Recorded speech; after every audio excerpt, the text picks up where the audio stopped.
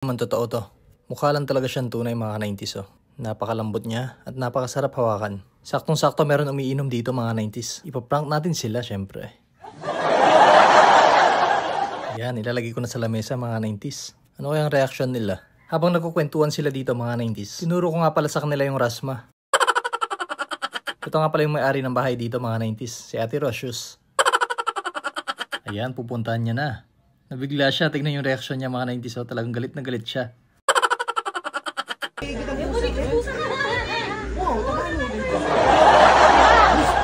Ayan si Ate Rosius, kukuha na siya ng pandakot. Saktong-sakto, kukuha na siya. Ayan, dinadakot niya na mga 90s oh.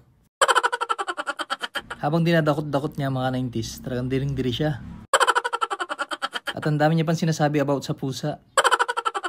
Ayan, nilapitan na ni Kuya mga 90s. Alam kasi ni Kuya na fake yung rasma.